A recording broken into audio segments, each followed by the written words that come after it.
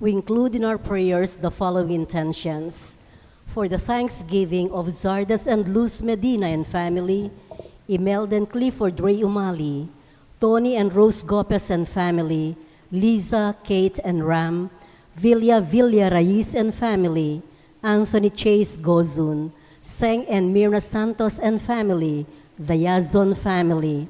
For the birthday thanksgiving of Rex Patiu, for the special intentions of Mary Manette Pineda, Nelson Dampil, Joselito Garcia, Dick and Helen Galang, Ella Gomez, Eleanor Ventura, Jonel Pamintuan, Pauline De Rit, Socorro Garma and family, Camille Angelica Nuki, Benedict Gerald Razon, Katrina Camille Gozun, Micaela Vern San Pedro, Patricia Foronda, Rommel and Lori Medina, Rolly Rivera, Amor and Violi Espiritu, Salvalosa family, for the speedy recovery, safety, good health, and complete healing of Sister Benita Reyes, Remio Pangan, Narciso Layag, Melissa Villanueva, Maricon Macadangdang, Ronnie Reyes, Perry David, Rose Tiglao, Milger and Antoinette Javier, Clarito Doruelo,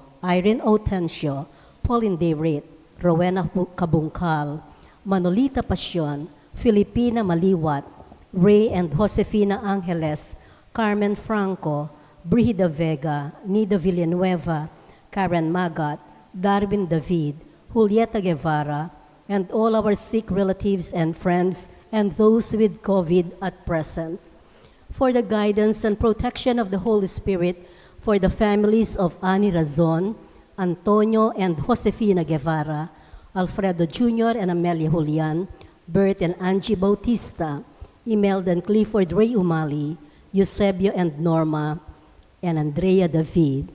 For the eternal repose of the souls of Manuel, Teresita, Mark Louie, Juanita, Cesar, Marian, Merle and Olga, Mark Romwald, Mario, Arsenia, Rodolfo and Siriaco, Emiliano and Nieves, Perfecto and Paz, Jose, Trina and Perla, Benedicto and Rodrigo, Victoria, Jernan, Walter, Felicidad, Lionel, Wilma, Oscar, Oliva, Honorato, Daisy, Cecilia, Cesar, Dr. Kenneth Tristan, Estrella, Demetrio, Belen, Danilo, Rolando, Emelita, Lai, Eda, Emerson, Violeta, Rosette, Richard, Jules, Divine and Donald, Rodel, Arundel, Seifel Dien,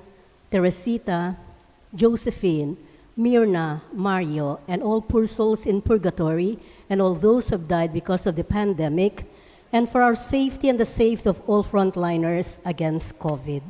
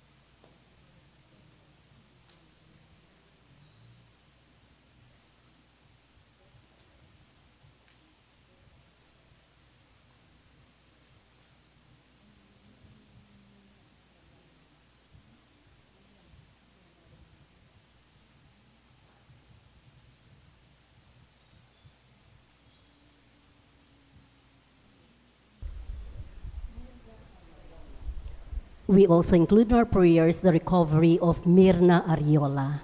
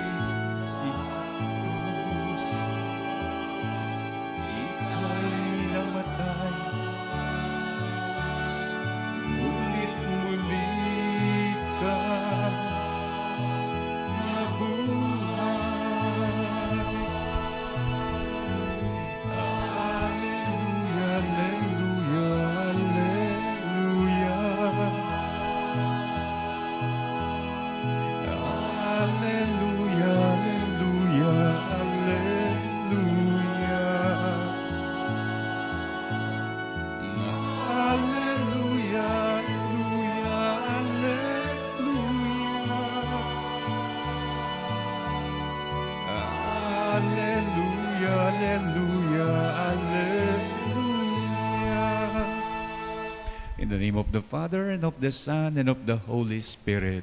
Amen. The grace of our Lord Jesus Christ, and the love of God, and the communion of the Holy Spirit be with you all. And with your spirit. Let's prepare ourselves to celebrate the sacred mysteries by acknowledging our sins.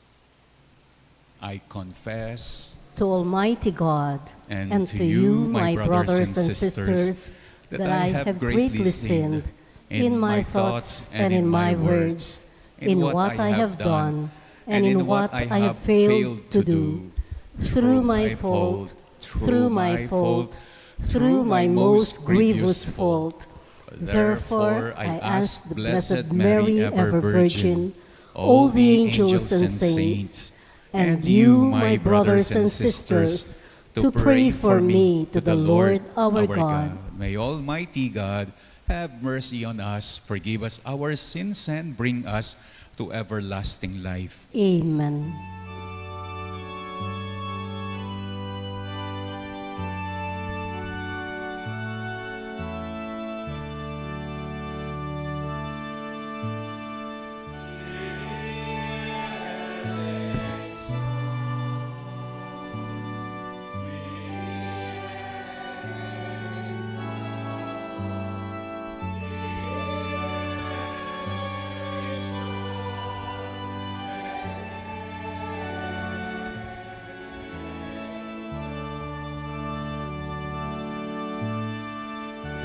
Christe eleison,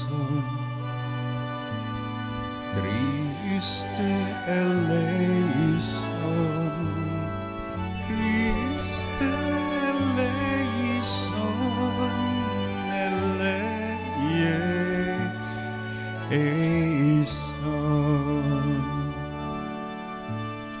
Kyrie eleison, Kyrie eleison, Kyrie eleison, eleison.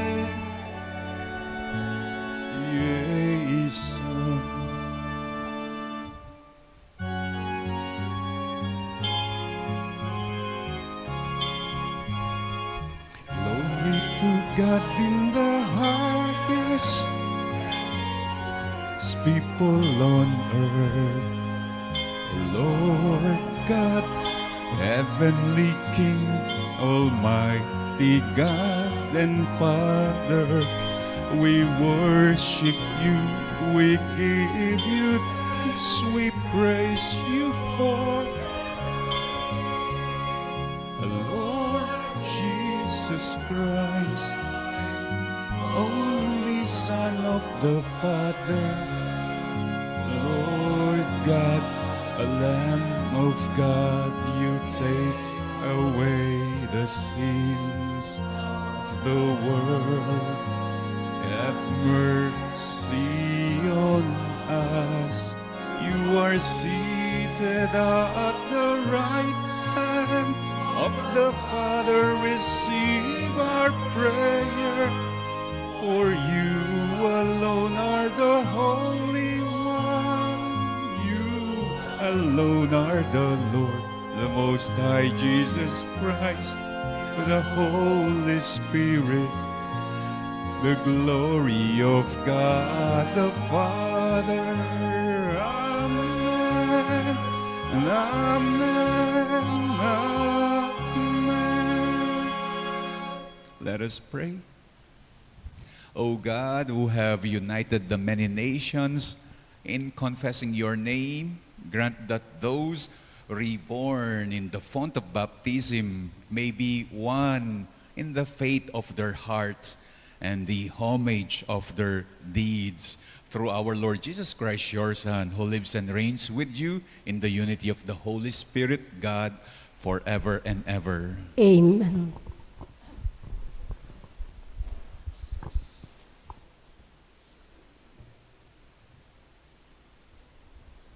The Liturgy of the Word.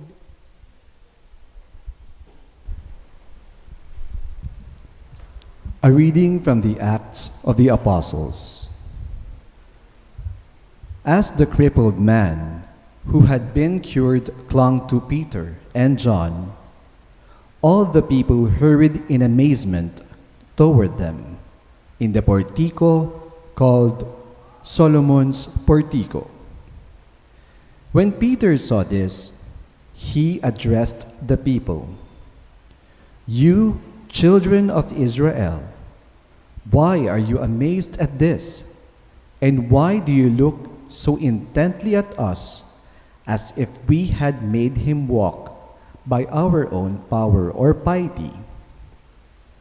The God of Abraham, the God of Isaac, and the God of Jacob, the God of our fathers, has glorified his servant Jesus, whom you handed over and denied in Pilate's presence, when he had decided to release him. You denied the Holy and Righteous One and asked that a murderer be released to you. The author of life you put to death, but God raised him from the dead. Of this we are witnesses. And by faith in his name, this man whom you see and know, his name has made strong. And the faith that comes through it has given him this perfect health in the presence of all of you. Now I know, brothers and sisters, that you acted out of ignorance, just as your leaders did. But God has thus brought to fulfillment what he had announced beforehand, through the mouth of all the prophets, that his Christ would suffer. Repent, therefore, and be converted, that your sins may be wiped away, and that the Lord may grant you times of refreshment and send you the Christ already appointed for you, Jesus, whom heaven must receive until the times of universal restoration, of which God spoke through the mouth of his holy prophets from of old. For Moses said, "A prophet like me will lead the Lord your God. Raise up for you from among your own kin. To him you shall listen in all that he may say to you. Everyone who does not listen to that prophet will be cut off from the people." Moreover, all the prophets who spoke from Samuel and those afterwards also announced these days. You are the children of the prophets and of the covenant that God made with your ancestors when he said to Abraham, "In your offspring all the families of the earth shall be blessed." For you first, God raised up his servant and sent him to bless you by turning each of you from your evil ways. The word of the Lord. Thanks be to God.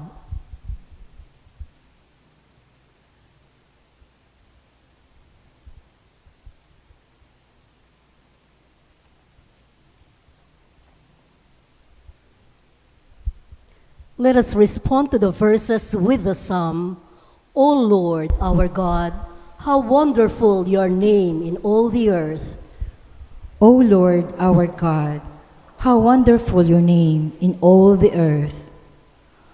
O Lord, our Lord, how glorious is your name over all the earth.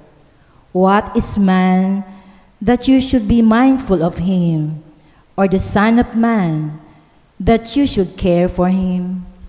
O Lord, our God, how wonderful your name in all the earth. You have made him little less than the angels, and crowned him with glory and honor. You have given him rule over the works of your hands, putting all things under his feet. O Lord our God, how wonderful your name in all the earth. All sheep and oxen, yes, and the beasts of the field, the birds of the air, the fishes of the sea, and whatever swims, the paths of the seas. O Lord our God, how wonderful your name in all the earth. We all rise for the Holy Gospel.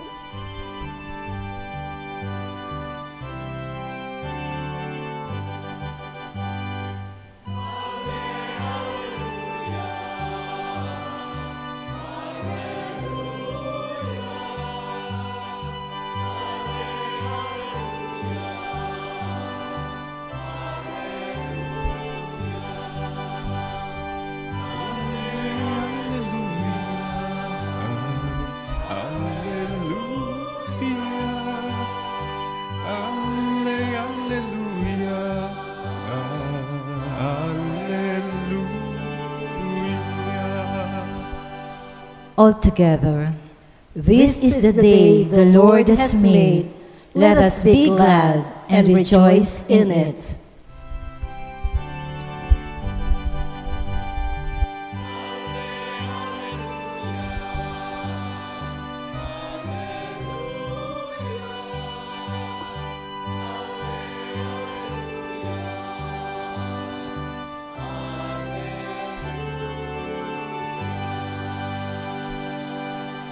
The Lord be with you. And with your spirit. A reading from the Holy Gospel according to Luke. Glory to you, O Lord. The disciples of Jesus recounted what had taken place along the way and how they had come to recognize him in the breaking of bread. While they were still speaking about this, he stood in their midst and said to them, "Peace be with you." But they were startled and terrified and thought that they were seeing a ghost. And then Jesus said to them, "Why are you troubled? Why do you questions arise in your hearts? Look at my hands and my feet, that it is I myself. Touch me and see, because a ghost does not have flesh and bones, as you can see I have." And as Jesus said this, he showed them his hands and his feet. While they were still incredulous for joy and were amazed, Jesus asked them, Have you anything here to eat?" And they gave him a piece of baked fish, and he took it and ate it in front of them. And he said to them, "These are my words that I spoke to you while I was still with you, that everything written about me in the law of Moses and in the prophets and Psalms must be fulfilled." Then he opened their minds to understand the scriptures, and he said to them, "Thus it is written that the Christ would suffer and rise from the dead on the third day, and that repentance for the forgiveness of sins would be preached in his name to all the nations, beginning from Jerusalem. And you are witnesses of these things." My dear brothers and sisters, the Gospel of the Lord.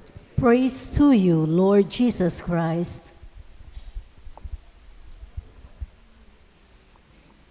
The disciples, they did not witness literally. They did not witness firsthand that the Lord resurrected, had risen from the dead. But despite na wala silang first-hand witness, that they did not see him literally resurrecting, rising from the dead, maraming mga palatandaan pointing to that belief that He has risen from the dead. He has resurrected. And one of this tanda is our gospel for today. I guess familiar kayo sa lahat. Familiar kayong lahat sa kantang ito. God's not dead, He is alive. God's not dead, He is alive. God's not dead, He is alive. I can feel Him all over me. Sabi nung kanta, I can feel Him in my hands. I can feel Him in my feet. I can feel Him in the church. I can feel Him on the street. I can feel Him everywhere. I can feel Him all over me. Una kong narinig itong kantang ito during the 80s nung nauso ang charismatic. I never thought that this song is an Easter song. He is not dead, He is alive. Easter song kanyan, the words itself. And what the song is talking about is the same thing that the gospel that we had today is talking about. Sabi ni Jesus sa Ebanghelyo, touch me. Touch me, sabi niya sa kanyang mga alagad. Well, touch me is just like saying, feel me. When the Lord Jesus said, touch me sa kanyang mga alagad, it's just like He said to them, feel me, touch me, feel me. And when he said touch me, para na rin niyang sinabi sa kanyang mga alagad, feel me. At iyan naman ang ina-attest ng kanta. I can feel Him. I can feel Him. The evidence why the disciples claim that Jesus has resurrected, that Jesus has risen, that Jesus is alive, that He is not dead, because Jesus is palpable kanu. Jesus is palpatos kanu, capable of being touched, capable of being felt. Anyapin, o yan siguring sangka nung bakit sinabi na karing alagad na tagkilan niyo kung kaya Kapampangan, matsuring pangasabi na salatan niyo ko. Uling kanong istong asalat me, atalan me, meto yung burinang sabihan, a ghost. Yan ang pagkakaiba ng risen Lord sa multo. Ang multo, it's not palpable. When you touch a multo, wala kang mahahagkan, wala kang mahahawakan. You can touch nothing. Antikang tinalan angin. It's not capable of being touched. It's not capable of being felt. Ing multo. Kaya sabi niya, touch me. Buri nang sabihan, eko multo. No ne, siyubli kong mebye. Mabye ko, just like potang talnan ming meto nga taong mabye, you can touch him or her. Mabyeya. Not only then, actually even until now, even in our present times, Jesus is still palpable. Jesus is still capable of being touched, capable of being felt, even when He has long gone. Yung isang kakilala ko, minsan, nag-share siya sa akin, sabi niya, I was then in a very dire need. I was then in dire need. I need to pay a huge amount of hospital bill. And out of the blue, one of my siblings just sent me a check for no reason. Mangailangan na pera ka dito, maragul. Kasi ting kong babayaran na hospital bill. At bigla na mo yung metong kong kapatid, pedala na akong cheki. Alang kasangkan. And at that very moment nga nang mag-share, I felt the Lord. I felt His providential care. I felt the Lord providing me in times of my need. Whether it is re-religionize ning kayang experience, whatever it is, panamdaman kanu, anti mo waring tigkil neing apong Ginoo. Meron ding isa na nagbo-volunteer naman sa isang charitable institution. Tinanong siya minsan bakit siya nagvo-volunteer doon sa institution na iyon. Ano nga ba ang kanyang nakukuha? Volunteer, walang bayad, tapos nagtatrabaho. Ano nga ba daw ang kanyang nakukuha? Ang sagot niya doon sa nagtanong sa kanya, every time na pinapaliguan ko yung mga matatanda, sabi niya, pinapalitan ko ng diaper. Parang hindi yung matanda yung pinapaliguan ko. Parang hindi yung matanda yung nahahawakan ko. Parang ang Panginoong Diyos ang nahahawakan ko. He has been gone long time ago. Pero He is still capable of being touched, being felt. If even in our present times, Jesus is still palpable, there is really no doubt that He has risen from the dead, that He eternally lives. Please rise. The wisdom of the Scriptures reveals God's plan for us. As we journey with Christ, let us pray that His path of life may become clearer each day. To each prayer, let our response be, Lord, abide with us. Lord, abide with us, that as a church, we may be faithful in proclaiming the gospel of repentance and forgiveness. Let us pray to the Lord. Lord, abide with us. That in recognizing the goodness of Christ, the risen Lord, we may bring social justice to all. Let us pray to the Lord. Lord, abide with us. That the Scripture may give enlightenment to those in the darkness of sin and despair. Let us pray to the Lord.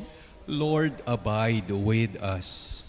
That we may recognize the presence of the risen Lord in the Eucharistic breaking of the bread, let us pray to the Lord. Lord, abide with us. Let's also pray for the following, for the thanksgiving of Sardas and Luz, Imelda and Clifford, Ray, Tony and Rose, Lisa, Kate and Ram, Vilya, Anthony, Chase, Seng and Myrna, Yason family, Hazel, Irvin, Princess and Crisul.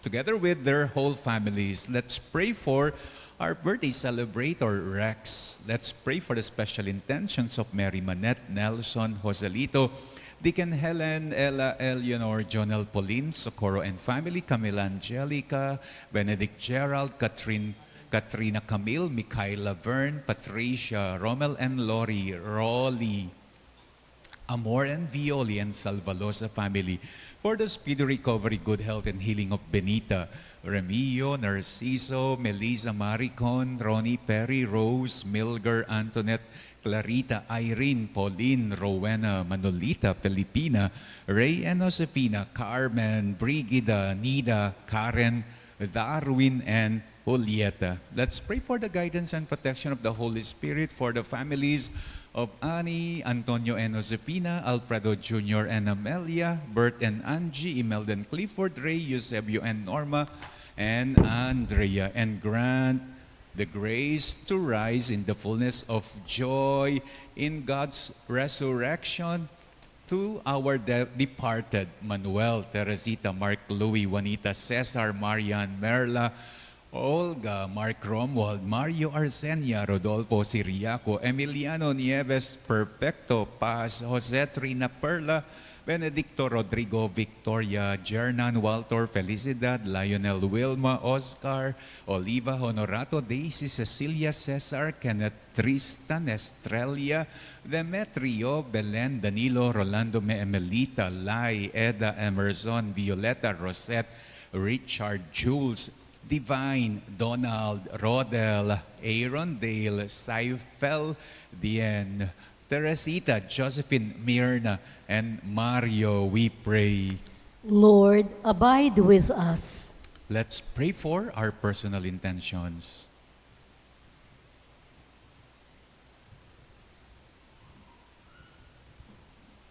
God, our Father, our hearts burn within us as we listen to your only begotten Son. Accept the prayers of pilgrims journeying on his path of life. We ask this through Christ our Lord. Amen.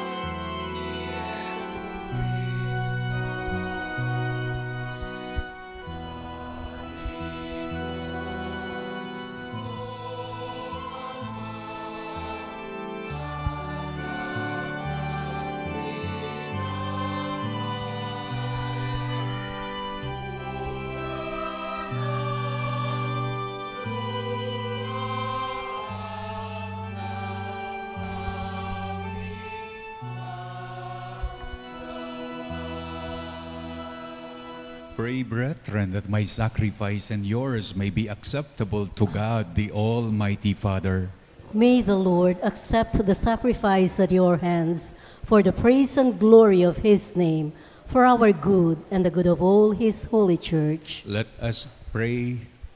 Graciously be pleased, O Lord, to accept the sacrificial gifts we offer joyfully, both for those who have been reborn and in hope of your increased help from heaven, through Christ our Lord.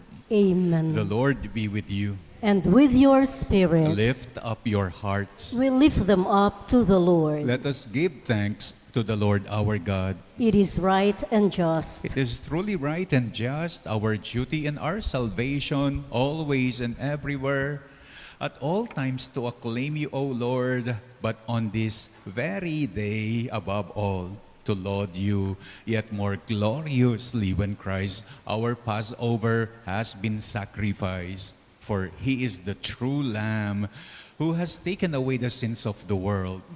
By dying, he has destroyed our death. By rising, he has restored our life. Therefore, overcome with paschal joy, every land, every people exalts in your praise, and even the heavenly powers with the angelic host sing together the unending hymn of your glory as they acclaim.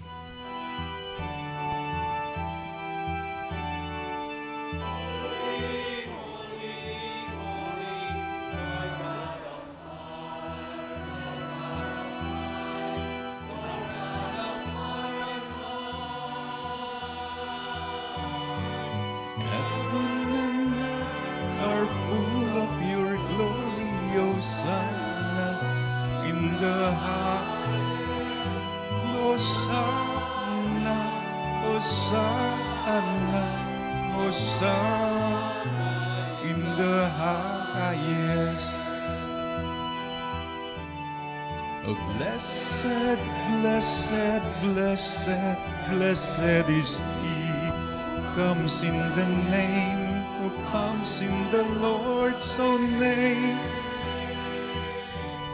Hosanna, Hosanna, Hosanna in the highest. Hosanna, Hosanna, Hosanna in the highest. You are indeed holy, O Lord, the fount of all holiness. Make holy, therefore, these gifts, we pray, by sending down your Spirit upon them like the dewfall, so that they may become for us the body and blood of our Lord Jesus Christ. At the time he was betrayed and entered willingly into his passion, he took bread and, giving thanks, broke it and gave it to his disciples, saying, "Take this, all of you, and eat of it, for this is my body, which will be given up for you."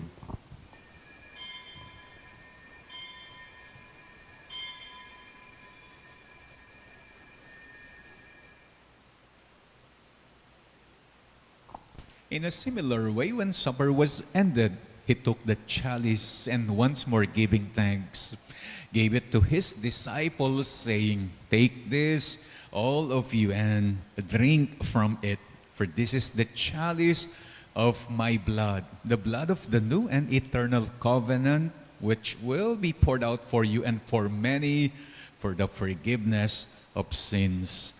Do this in memory of me."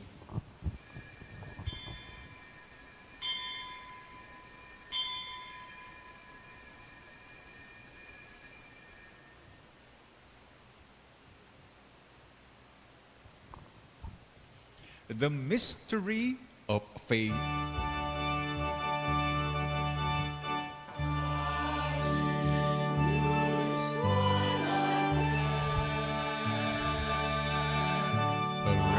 Arising, you restored our life. Lord Jesus, Lord Jesus, come in glory. Therefore, as we celebrate the memorial of his death and resurrection, we offer you, Lord, the bread of life and the chalice of salvation, giving thanks that you have held us worthy to be in your presence and minister to you. Humbly we pray that, partaking of the body and blood of Christ, we may be gathered into one by the Holy Spirit. Remember, Lord, your church is spread throughout the world, and bring her to the fullness of charity, together with Francis, our Pope, Florentino, our Bishop, and all the clergy. Remember our brothers and sisters who have fallen asleep in the hope of the resurrection, and all who have died in your mercy. Welcome them into the light of your face. Have mercy on us all, we pray, that with the Blessed Virgin Mary, Mother of God, with Blessed Joseph, her spouse, with the blessed apostles and all the saints who have pleased you throughout the ages, we may merit to be co-heirs to eternal life, and may praise and glorify you through your Son, Jesus Christ. Through him, and with him, and in him, O God, Almighty Father, in the unity of the Holy Spirit, all glory and honor is yours forever and ever.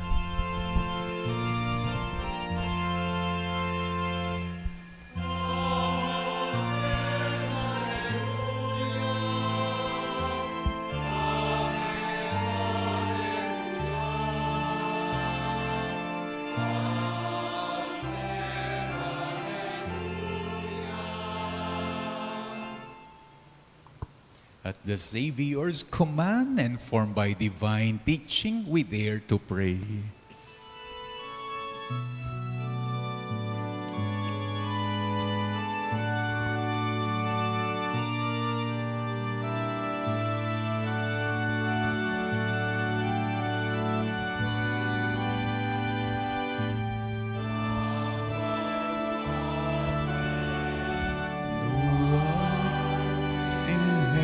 heaven. Hallowed be thy name. Thy kingdom come, thy will be done on earth as it is in heaven. Give us this day our daily bread, and forgive us our trespasses, and as we forgive those who trespass against us. And lead us not into temptation, but deliver us from evil. Deliver us, Lord, we pray, from every evil. Graciously grant peace in our days, that by the help of your mercy we may be always free from sin and safe from all distress, as we await the blessed hope and the coming of our Savior, Jesus Christ.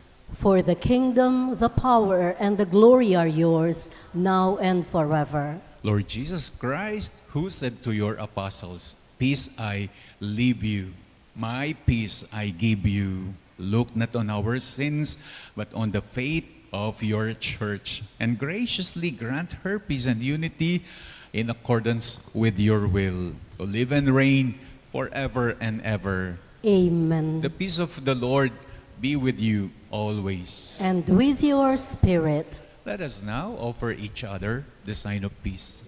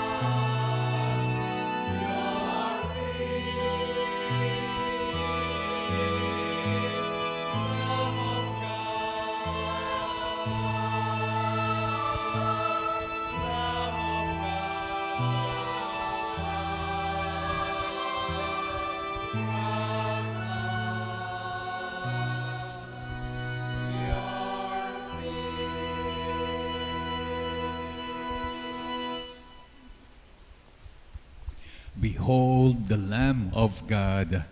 Behold him who takes away the sins of the world. Blessed are those called to the supper of the Lamb. Lord, I'm not worthy that you should enter under my roof, but only say the word, and my soul shall be healed.